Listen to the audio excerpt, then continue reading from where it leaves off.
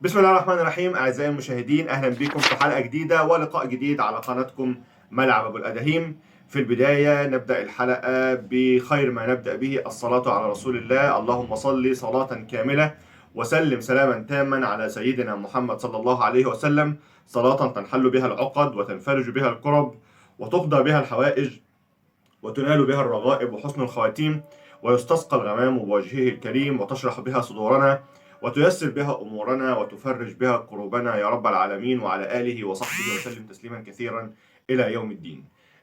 برحب بكل الناس اللي معانا في الحلقة، برحب بكل واحد هتوصل له الحلقة، كل في مكانه، وبتمنى ان تكون ايام خير وبركة علينا جميعا. في البداية ما ننساش نعمل سبسكرايب، نفعل زرار الجرس، نعمل لايك وشير علشان يوصل لكم كل جديدنا ويوصل لكم محتوانا. ولو عجبتك الحلقة ساعد في نشرها واعمل لايك وشير كتير.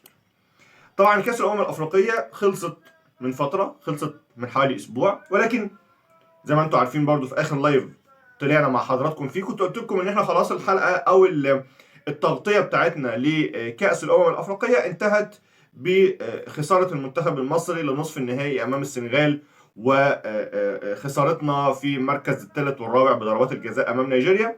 فكانت دي آخر حاجة نعملها عن كأس الأمم الأفريقية، ولكن ما كانش ينفع إن احنا يعني نرجع للطبيعة بتاعتنا والدوريات بتاعتنا والدوري المصري والمباريات، وهنعمل يعني هنبقى في متابعة، هنرجع تاني إن شاء الله نتابع الأهلي والدوري المصري ودوري أبطال أفريقيا والدوريات الأوروبية وريال مدريد وبرشلونة. ما كانش ينفع نرجع للحاجات دي من غير ما ندي للكرة السنغالية ومن غير ما ندي للتجربة السنغالية حقها ومن غير ما نتكلم عن التجربة السنغالية، لأنه من وجهة نظري اللي عاوز يتعلم، في نماذج في القارة الأفريقية وفي مشاريع اتعملت في القارة الأفريقية لأي منتخب عاوز ينجح لازم يتعلم منها. طبعا من ضمنها التجربة الجزائرية القوية على مدار الأربع خمس ست سنين اللي فاتوا، وشفنا المنتخب الجزائري وقوته الكبيرة وتتويجه بكأس أفريقيا في 2019، وكان منتخب قوي جدا ومحترم جدا.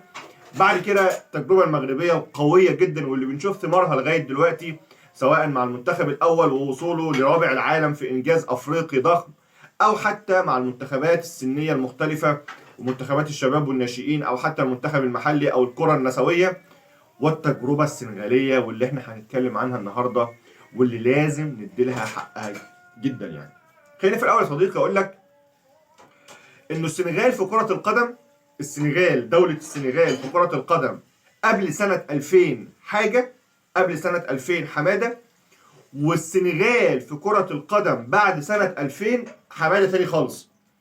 يعني السنغال قبل سنة 2000 تقدر كده يعني نقدر نشبهها كده بأي منتخب أفريقي متوسط بيحضر مرة في كأس الأمم الأفريقية، مرة ما يحضرش، ما تأهلش خالص لكأس العالم، ممكن يوصل مرة ربع نهائي، ممكن يوصل مرة نص نهائي. هي دي السنغال قبل كأس، أو هي دي السنغال قبل سنة 2000. السنغال بعد سنة 2000 متوحشة، وده بيوضح لك قد إيه لما يبقى أنت عندك ناس بتخطط صح، ناس بتعمل مشاريع صح تبني عليها لسنين قدام، قد ايه التخطيط الصح والشغل الصح بيقدم نماذج كبيره جدا.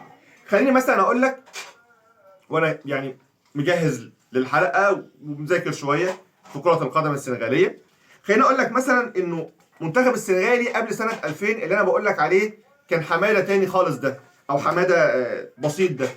السنغال قبل سنه 2000 كان ايه اخبارها؟ خليني اقول لك انه السنغال قبل سنه 2000 لم تتاهل ولا مره لكاس العالم. السنغال ما شافتش كاس العالم ده خالص قبل سنه 2000. يعني في 1930، من 1930 ل 1962 في بطولات كاس العالم في الفتره دي ما شاركتش خالص. 1966 انسحبت السنغال من البطوله. من 1970 ل 1986 ما تأهلتش اصلا للمشاركه. و1990 و94 و98 كل ده السنغال لم تشارك في كاس العالم، علشان السنغال تسجل اول مشاركه ليها في كاس العالم في سنه 2002 مع جيل كان قوي جدا. للمنتخب السنغالي الحاج ضيوف واليو سيسي المدرب السابق ليهم وخليل فديجة، والمنتخب كان قوي جدا وكبير جدا. دي كانت اول مشاركه للسنغال في بطولات كاس العالم. فقبل سنه 2000 مفيش كاس عالم للسنغال. طيب بعد سنه 2000 في كاس العالم، بعد سنه 2000 زي ما بقول لك اول تاهل للسنغال كان في 2002. السنغال قدرت تتاهل ل 2002 كاس العالم 2002 في كوريا واليابان. وكان المنتخب السنغالي عامل اداء بطولي قوي جدا، وكلنا طبعا فاكرين مباراه الافتتاح امام فرنسا بطل العالم في 1998. وقدر المنتخب السنغالي ان هو يغلب فرنسا، وقدر المنتخب السنغالي كمان ان هو يوصل لدور ربع النهائي في كاس العالم. فالمنتخب السنغالي كان عامل شغل يعني عالي جدا، وكان عامل بطوله قويه جدا ومحترمه جدا في كاس عالم 2002. كاس عالم 2006 ما تاهلتش السنغال، كاس عالم 2010 ما تاهلتش السنغال، كاس عالم 2014 ما تاهلتش السنغال. جه كاس عالم 2018 في روسيا، قدر المنتخب السنغالي ان هو يتاهل وخرج من الدور الاول من دور المجموعات. وفي 2022 طبعا كلنا فاكرينها لان هي كانت على حسابنا بضربات الجزاء، وقدر المنتخب السنغالي ان هو يوصل لكاس العالم في قطر 2022 واتأهل من دور المجموعات لدور ال 16، ولكنه اصطدم بالمنتخب الانجليزي وخرج بره البطوله. فده فيما يخص بطولات كاس العالم. قبل سنه 2000 السنغال ما تأهلتش ولا مره. بعد سنه 2000 السنغال اتأهلت 3 مرات لكأس عالم. دي حاجه. طيب تعالى على كاس افريقيا. قبل سنه 2000 من 1957 ل 1900 او من 1963 عفوا ل 1957 او من بدايات يعني بطولات كاس افريقيا السنغال ما تاهلتش ما دخلتش البطوله. اول بطوله تشارك فيها السنغال في كاس افريقيا كانت 1965 المقامه في تونس. دي كانت اول بطوله السنغال تشارك فيها 1965. انا قلت لك من 1957 ل 1963 ما تأهلتش. اول بطولة تشارك فيها السنغال كانت 1965 المقامة في تونس. طيب اول بطولة دي عملت فيها السنغال وصلت مركز رابع. اول بطولة تشارك فيها السنغال في 1965 وصلت فيها للمركز الرابع. 1968 في اثيوبيا خرجت من الدور الاول. من 1970 ل 1978 ما تأهلتش السنغال ولا مرة لكأس الأمم الأفريقية. 1980 ما تأهلتش. 1982 ما تأهلتش. 1984 ما تأهلتش. 1986 البطولة اللي أقيمت هنا في مصر قدر المنتخب السنغالي إن هو يتأهل، ولكنه خرج من الدور الأول دور المجموعات. بعد كده أو دور المجموعة يعني الدور الأول. بعد كده 1988 ما تأهلتش. جت البطولة 1990 في الجزائر، قدر المنتخب السنغالي ان هو يتأهل من تاني، وقدر ان هو يوصل للمركز الرابع مرة تانية. قدر ان هو يحقق المركز الرابع مرة تانية في كأس افريقيا. 1992 وصل دور ربع نهائي. 1992 السنغال على ارضها وصلت دور ربع نهائي. 1994 في تونس قدرت السنغال ان هي برضه توصل دور ربع نهائي. 1996 في جنوب افريقيا ما تأهلتش. 98 في بوركينا فاسو ما تأهلتش. ويجي بعد كده بقى في سنة 2000 المنتخب السنغالي يتأهل. ده بقى من بداية بقى سنة 2000. كل اللي احنا اتكلمنا عنه ده قبل سنة 2000. بعد سنة 2000 بقى السنغال اتأهلت في سنة 2000 للبطولة اللي كانت مقامة في غانا ونيجيريا، وصلت لدور ربع نهائي. 2002 البطولة اللي كانت مقامة في مالي صحيح. قدر المنتخب السنغالي لأول مرة في تاريخه إن هو يوصل للنهائي. قدر المنتخب السنغالي إن هو يوصل للنهائي لأول مرة في تاريخه. واللي مش فاكر المباراة دي يرجع يشوف الملخص بتاعها. كانت المباراة قدام الكاميرون، كان جيل كاميروني مرعب. كانت السنغال بتقابل يعني واحدة من أقوى نسخ الكاميرون في التاريخ.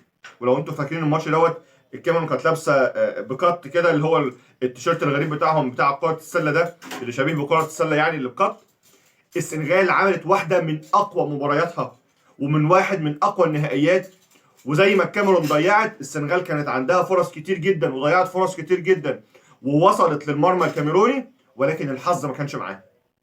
فالسنغال عملت مباراه كبيره جدا، المباراه امتدت للاشواط الاضافيه ولضربات الجزاء، وده ضيع وده ضيع، وفي الاخر اليو سيسي قائد المنتخب السنغالي وقتها والمدير الفني بعد كده المنتخب السنغال اليو سيسي هو اللي ضيع اخر كوره علشان تفوز الكاميرون بكاس الامم الافريقيه، وتحصل السنغال على اول ميداليه ليها في بطولات افريقيا وهي الميداليه الفضيه، وتحصل على المركز الثاني. ده في سنه 2002. 2004 في تونس وصلت ربع نهائي.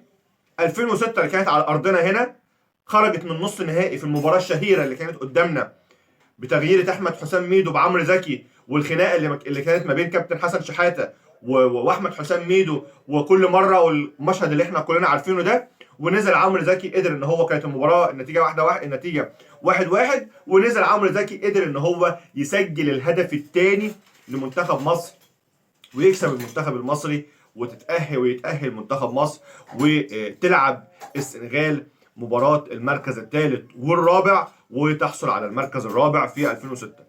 2008 اتأهلت لغانا ولكنها خرجت من الدور الأول. 2010 في أنجولا ما تأهلتش السنغال. 2012 اتأهلت وخرجت من الدور الأولاني. و2013 ما تأهلتش. 2015 ما تأهلتش. 2017 اتأهلت وخرجت من دور ربع النهائي. وابتدت بقى الحقبة التاريخية، ابتدت بقى من 2019 الحقبة التاريخية للمنتخب السنغالي. 2019 كلنا فاكرينها، البطولة اللي كانت على أرضنا، واحدة من أحلى البطولات تنظيميا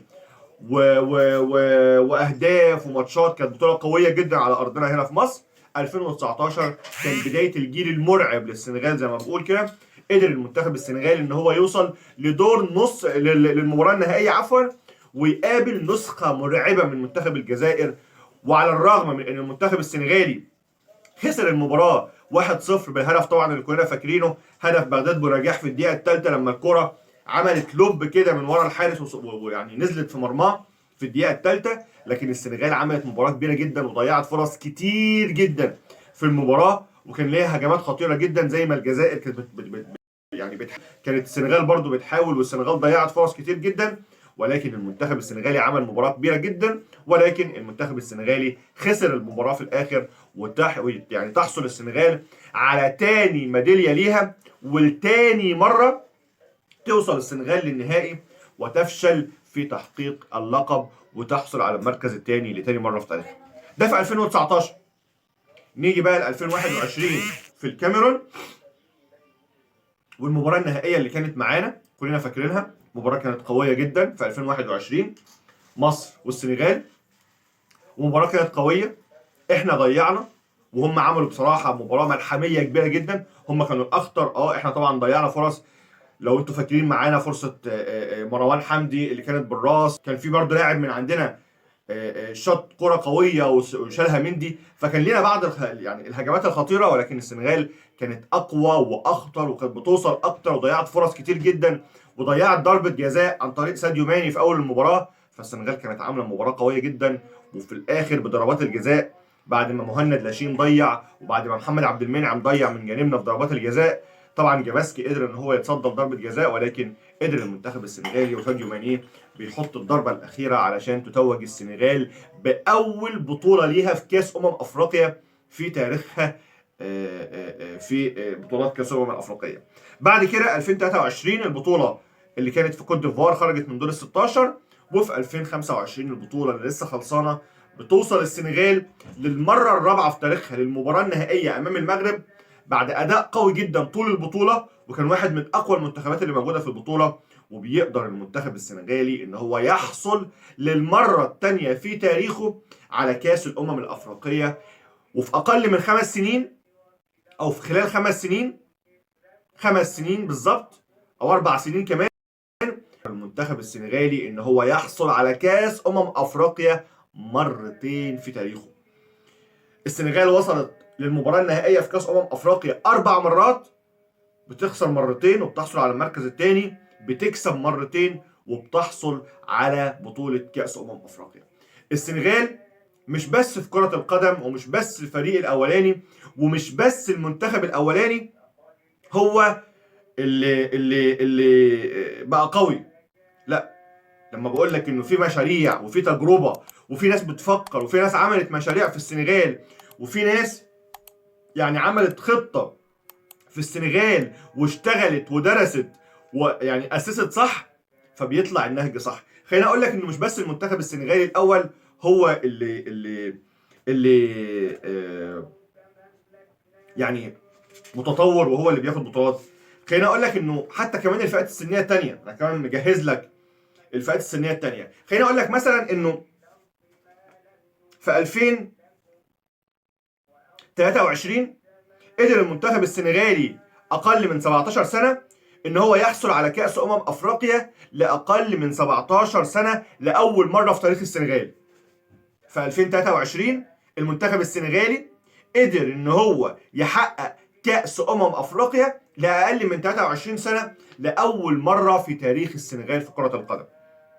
طبعا المباراة كانت ما بين السنغال والمغرب برضو على ملعب نيلسون مانديلا في الجزائر، وقدر المنتخب السنغالي ان هو بعد ما كان متأخر 1-0 يقلب النتيجة لصالحه 2-1 ويحصل على بطولة كأس افريقيا لأقل من 17 سنة.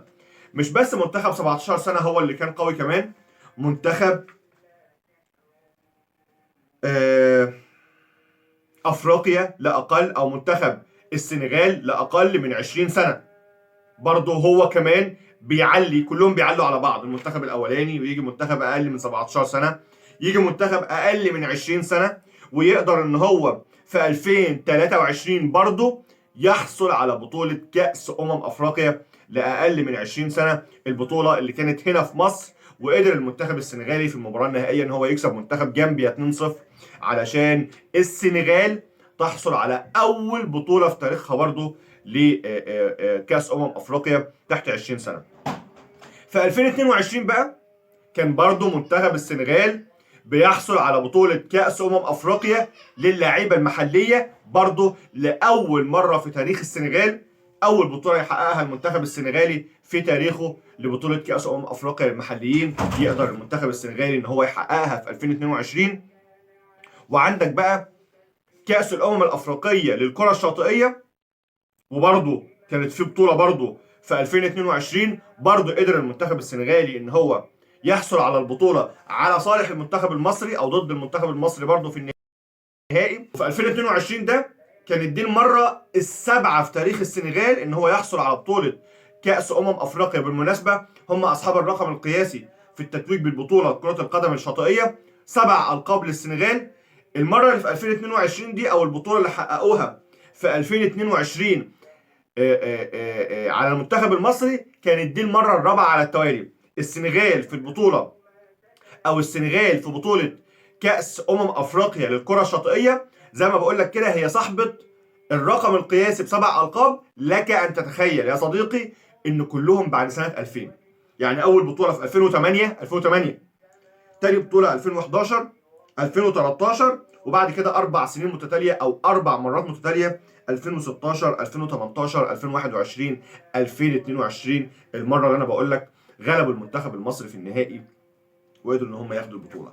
يعني مش بس منتخب اول بياخد بطوله افريقيا مرتين، ده منتخب شباب بيقدر ان هو يحصل على بطوله اقل من 17 سنه لاول مره في تاريخ السنغال. منتخب اولمبي او اقل من 20 سنه بيقدر ان هو يحصل على بطوله كاس افريقيا لاقل من 20 سنه لاول مره في تاريخ السنغال. منتخب المحليين بيقدر ان هو يحصل على بطوله افريقيا للمحليين لاول مره في تاريخ السنغال. منتخب كره شاطئيه بيحصل على بطوله كأس افريقيا 7 مرات في تاريخ السنغال، من يعني بداية من 2008 ووصولا ل 2022 7 مرات، منهم 4 مرات يعني 4 مرات متتالية. ده كله بيوضح لك انه ده تخطيط.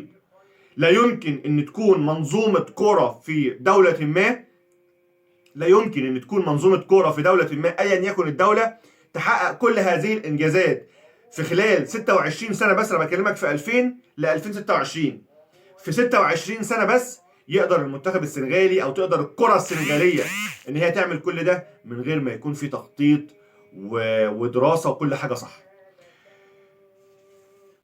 فاكر يا صديقي لما قلت لك انه اي منتخب في الدنيا، اي منتخب في الدنيا عشان ينجح، انا كنت لسه بقول لك اللايف ده، او كنت لسه بقول لك الكلام ده اللايف اللي فات، اي منتخب في الدنيا علشان ينجح لازم يعمل حاجتين.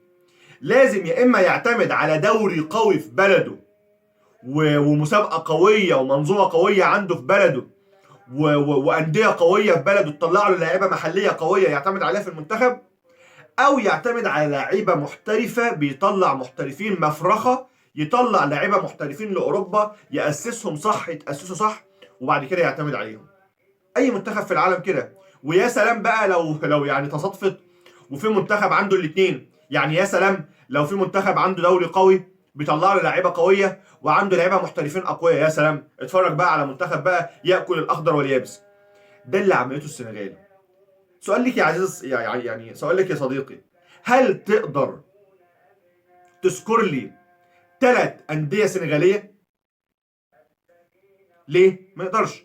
لأن احنا أصلا مش عارفين الدوري السنغالي ومش عارفين الأندية السنغالية، لأنه بمنتهى البساطة الدوري السنغالي مش دوري قوي. الدوري السنغالي مش دوري يعني بيكبت اللعيبة عنده وبيخلي اللعيبة عنده وبيخليهم في بلدهم وبيقوي أنديته خالص. السنغال بتعتمد على المفرخة، تطلع لعيبة أكاديميات، تطلع لعيبة بره ينشطوا يتطوروا يتأسسوا صح بره، وبعد كده السنغال تجيبهم.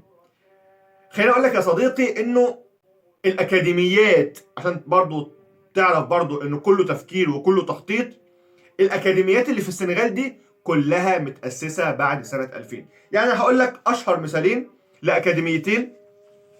اكاديمية ديامبرز اكاديمي، وبالمناسبة المؤسس بتاع الاكاديمية دي هو باتريك فييرا، نجم الارسنال السابق ونجم منتخب فرنسا واللي عنده اصول سنغاليه، مع حارس مرمى فرنسي سابق اسمه برنارد لاما، اسسوها سنه 2003. وبعد كده الاكاديميه دي اصبحت نادي بيلعب في الدوري او بينشط في الدوري السنغالي. الاثنين دول فرانك برنارد لاما وباتريك فييرا اسسوا الاكاديميه دي اللي بقت بتطلع مواهب وبتجيب لعيبه من يعني زي ما بيقولوا كده من اقباع السنغال ومن كل حته في السنغال، ويطلعوهم بقى على فرنسا، وعلى يعني بالاخص على فرنسا يبداوا مسيرتهم هناك. في عندك بقى المثال الثاني للاكاديميه واللي اشهر من ديامبرز، وهي اكاديميه جينيراسيون فوت اكاديمي. جينيراسيون فوت اكاديمي دي اتاسست سنه 2000، وبعد كده اصبح نادي نفس حال ديامبرز، والنادي ده كسب دوري وكسب كاس محلي. وبالمناسبه جينيراسيون فوت ده ممكن احنا نكون عارفينه هنا في مصر، لانه في دوري ابطال افريقيا قبل كده لاعب مصر المقصه ولاعب نادي الزمالك قبل كده. جينيراسيون فوت. طب اكاديميه جينيراسيون فوت دي خرجت لنا لعيبه زي مين؟ اسمع يا عتيد عندك.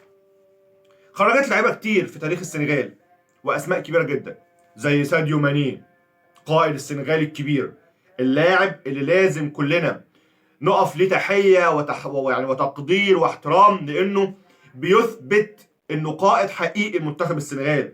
مش لازم يبقى هو حاطط الشارة على دراعه، قائد حقيقي لمنتخب السنغال ساديو ماني. بصراحه لعيب خلقا وتواضعا وكل حاجه، لعيب محترم جدا ولعيب جميل جدا ساديو ماني. ساديو ماني خريج اكاديميه جينيراسيون فوت.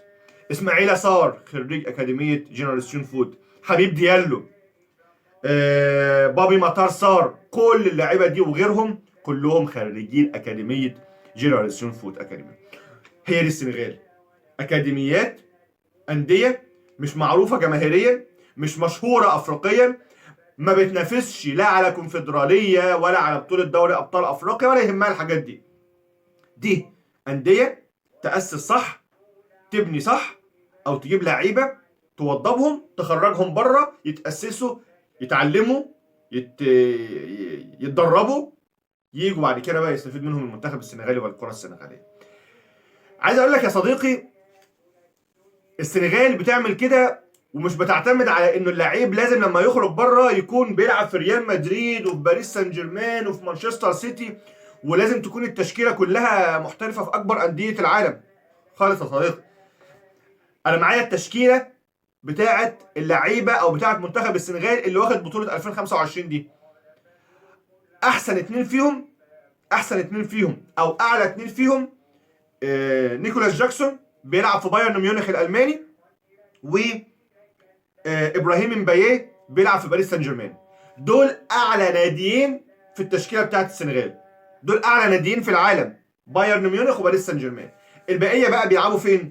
بيلعبوا في اندرلخت، اللي بيلعب في ستراسبورج، اللي بيلعب في موناكو، اللي بيلعب في ساندرلاند، اللي بيلعب في رايو فاليكانو، توتنهام، نيس، ويست هام، النصر السعودي ساديو ماني، الهلال السعودي، الاهلي السعودي، كل الحاجات دي. لكن هل شرط ان انا لازم لما احترف اروح نادي كبير عشان منتخب بلادي يستفيد مني؟ لا خالص. السنغال بتقول لك طلع طلع طلع وخليهم يتعلموا ويحتكوا بالكره الاوروبيه وبالتاسيس الصح في اوروبا، يلعبوا بقى في دوري انجليزي، في دوري اسباني، فرقه كبيره فرقه صغيره، المهم ان هم يحتكوا ويشاركوا اساسيين، كلهم لعيبه اساسيه يعني في فرقهم. هو ده اللي بتعمله السنغال. اللي بتعمله السنغال درس لكل واحد ولكل بلد عايزه تتطور في الكوره، يعني يكون ليها موطئ قدم. وزي ما انا كاتب كده في الحلقه، تجربه السنغال للي عاوز يتعلم، اللي عاوز يتعلم من السنغال ادي تجربه السنغال، زي اللي عاوز يتعلم من المغرب. بالمناسبه برضو التجربه المغربيه برضو تجربه ناجحه، سواء على منتخب يعني على مستوى اللعيبه او على مستوى المدربين. التجارب الناجحه بتبقى باينه وظاهره، التجارب الناجحه بتبقى باينه وظاهره، لازم نتعلم منها. واتمنى ان احنا هنا في مصر نتعلم من التجارب دي، سواء تجربه السنغال او تجربه المغرب. مش عيب ان انت تتعلم، العيب ان انت تكابر في التعلم، وان انت تكابر ان انت تقول ان الناس دي تقدمت علينا. زي ما بقول لك، السنغال قبل سنه 2000 تاريخها الكروي لا يقارن بتاريخ مصر، لا يقارن بتاريخ مصر. التاريخ بعد سنه 2000 بيتكلم لوحده. السنغال انت واصل 4 مرات كاس عالم في تاريخك كله، منتخب مصر في تاريخه كله وصل 4 مرات كاس عالم، السنغال واصله 3 مرات كاس عالم. يعني المره اللي هتشارك فيها السنغال دي، السنغال واصله 2002 2018 2022، السنغال زيك يا حبيبي، السنغال زيك كمان. انت رايح رابع مره كاس عالم، السنغال زيك رايحه كمان هي كمان رابع مره كاس عالم. انت عندك 7 بطولات افريقيه، هي بقى عندها بطولتين افريقيتين، ومرشحه ان هي بعد كده بالفكر اللي هو عمال يحصل عندها ده تحصل بعد كده على كاس افريقيا. اللي عاوز يتعلم ادي التجارب واضحه اهي. تجربه السنغال خير مثيل على انه اللي بيخطط صح واللي ما بياخدش الامور فزلكه وجهجهوني كده زي ما بنقول عندنا هنا في مصر وفزلكه وفهلوه. اللي بيخطط صح بينجح وبيحقق انتصارات، مش بس يعني على مستوى الفريق الاول، على كل المستويات، فرق ناشئين وشباب. اتمنى ان احنا يعني نتعدي من العدوى السنغاليه دي، اتمنى ان احنا نمشي على النهج السنغالي ده، واتمنى ان منتخبنا يوصل في يوم من الايام نلاقي فيه لعيبه محترفين على قدر عالي، يعني يوقفوا منتخبنا على حيله ويشدوا منتخبنا ويرفعوا من قدر المنتخب المصري. دي كانت حلقتنا. حبيت ان انا اتكلم وادي للكره السنغاليه، وادي للناس اللي بتخطط، اللي انا ما اعرفش اساميهم واحنا ما نعرفش اساميهم، ما اعرفش مين اللي خطط في السنغال ومين اللي عمل ومين اللي نفذ، لكن نعرف انه في ناس كانت بتخطط. بعد اللي شفناه ده عرفنا ان في ناس كانت بتخطط وفي ناس كانت بتبني صح للكره السنغاليه. تحياتنا للسنغال والمنتخب السنغالي والدوله، يعني للدوله السنغاليه، دوله مسلمه حبيبه، بنوجه لهم التحيه، الف مبروك. بنقول هارد لك لاخواتنا في المغرب، عملوا مباراه كبيره وعملوا بطوله كبيره وعملوا تنظيم اكتر من رائع ويستحقوا عليه الاشاده والثناء. هارد لك للمنتخب المغربي، وان شاء الله ملحوقه يعني في مباريات قادمه وفي بطولات قادمه. ويا رب نتعدي من السنغال ويا رب نتعدي من المغرب.